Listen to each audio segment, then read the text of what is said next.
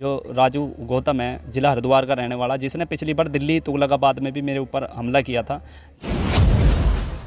ये रियल में चंद्रशेखर की बहन का देवर है, यानी कि सगा रिश्तेदार है। इसी ने 20-25 लड़कों को लेकर स्टेशन से बाहर मेरे साथ ये वारदात की,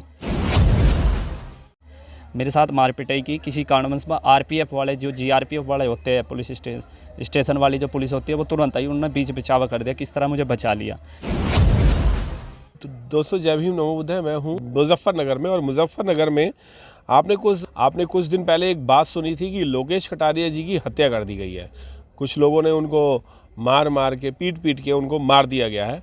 मैं आपको बता दूं, लोकेश कटारिया जी बिल्कुल जीवित और हष्ट-पुष्ट और बिल्कुल ठीक ठाक मेरे साथ है। पहले तो मैं आपको ये सूचना देना चाह रहा हूँ।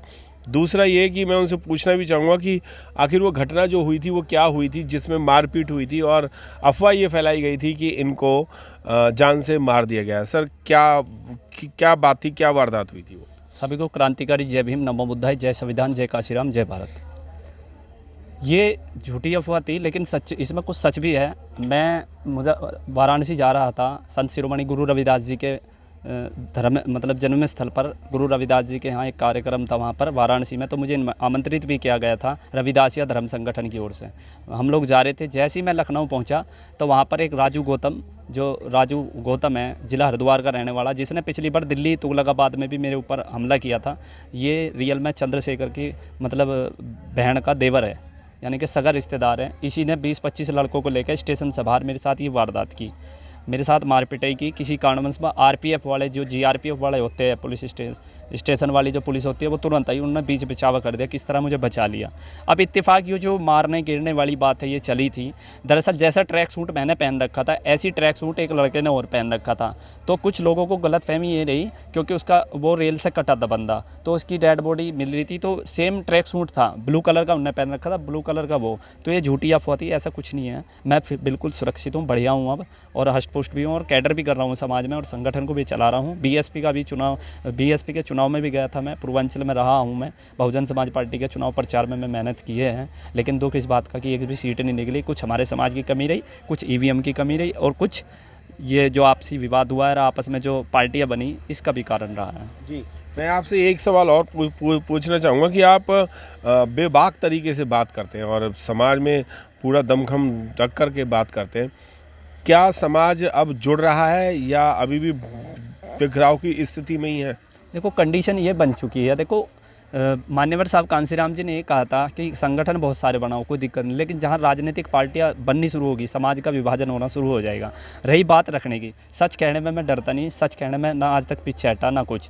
कल का ही मामला ले लो, जिला मुजफ्फरनगर का एक आदमी हमारा विनोद कुमार कई दिन से 6-7 दिन से गायब है, और हमारे लोग थाने में जाकर परेशान हो गए। कल जाकर उनका मुकदमा दर्ज हुआ। स्थिति तो ये है, और गुस्सा इस बात का आता है कि हम समाज को जगा रहे हैं, और समाज के कुछ चंद लोग हैं बेचारे जो मेहनत कर रहे हैं, मिशनरी लोग हैं, जो ग्राउंड स्थल पर रहकर अपना परिवार, अपनी पढ़ाई, अपना कार्य सब कुछ छोड़कर इस समाज के लिए दिन रात मेहनत कर रहे हैं, लेकिन समाज फिर भी मानने को लिए तैयार नहीं। हाँ, अगर कोई कार्यक्रम मनुवादियों से रिलेटेड होता है, दूसरे के बहकाव में आना हमारे समाज की फितरत हो गई है। तो समाज जो युवा है, युवा जनरेशन समझ रही है इस चीज़ को, लेकिन जो हमारे बड़े बुजुर्ग हैं, उन लोगों के अंदर अभी भी ये मानसिक रूप से गुलाम है। ठीक, एक सवाल और पूछना चाहूँगा। आपने कहा कि मेरे साथ मार पिटाई हुई थी, और चंद्रशेखर के कुछ जान पहचान के या रिलेटिव थे वो लोग, तो उनके ऊपर कोई कार्रवाई या आपने एफआईआर की है क्या? हाँ, मैंने लखनऊ में इनके खिलाफ एफआईआर दर्ज कराई थी, चंद्रशेखर के नाम और उसके रिश्तेदार था जो राजू गौतम। 5-6 लोगों के नाम थे जिसमें मैंने एफआईआर दर्ज कराई है, लेकिन उसमें पुलिस ने कोई कार्रवाई नहीं की, ना ही कोई इन्वेस्टिगेशन। फिर मैंने भी रिस्क लिया, क्यों, थोड़ा सा मैंने भी सोचा चलो अपनी समाज की बात है, लेकिन ये दूसरी बार वारदात है। और कुछ पंजाब के अंदर मैं इन लोगों के सबूत पेश करने वाला था एक प्रेस कॉन्फ्रेंस के ज़रिए, तो उससे पहले इन्होंने ये कर दिया। खैर, कोई बात नहीं, हम इस चीज़ के लिए फिर भी तैयार रह गए, चाहे चंद्रशेखर हो, कोई भी हो। मेरी चंद्रशेखर भाई से कोई निजी दुश्मन ही नहीं, लेकिन जो समाज का पार्टीशन करेगा, जो समाज का नुकसान करेगा, वो हमारा सबसे बड़ा दुश्मन होगा, चाहे हमारे सगे पिताजी है या सगा भाई क्यों ना हो। जी, अब आपके संगठन के माध्यम से अब आप क्या और काम कर रहे हैं जो समाज को जागरूक करने का होता है? देखो, हमारे संगठन के माध्यम से हम लोग गांव-गांव में कैडर कर रहे हैं, क्योंकि आज समाज में कैडर की ज़रूरत है। कैडर के प्लस हम लोग शिक्षा का भी प्रचार प्रसार कर रहे हैं। अभी हमने 26 जनवरी में अम्बेडकर छात्रावास शामली में हम लोगों ने 200-250 बच्चों को उनकी ज़रूरतमंद बुकें भी बांटी, जिसमें हमें गवर्नमेंट कर्मचारी भी कहीं ना कहीं सपोर्ट करते हैं बेचारे, इंटरनली उनका सपोर्ट रहता है। और उन लोगों को हम बहुत तहे दिल से सम्मान करते हैं कि बाबा साहब ने ये कहा था, शिक्षा अगर हमारे समाज में फैल गई तो हर बुराई ख़त्म हो सकती है। और हमारा उद्देश्य, हमारे संगठन का मुख्य उद्देश्य है कि एक तो शिक्षा का भाव बढ़े और नशा ख़त्म होना चाहिए। जब तक ये तो नशा ख़त्म नहीं होगा, शिक्षा का भाव नहीं बढ़ेगा, तब तक हमारे समाज की गुलाम भी रहेगा, मार पिटाई भी होगी, हत्याएँ भी होगी, शोषण भी होगा, ये चीज़ें चलती रहेंगी। जी, मेरे साथ थे लोकेश कटारिया जी, जिनकी अभी कुछ बातचीत चल रही थी कि इनके साथ मार पिटाई हुई और मार पिटाई के दौरान इनकी हत्या कर दी गई है।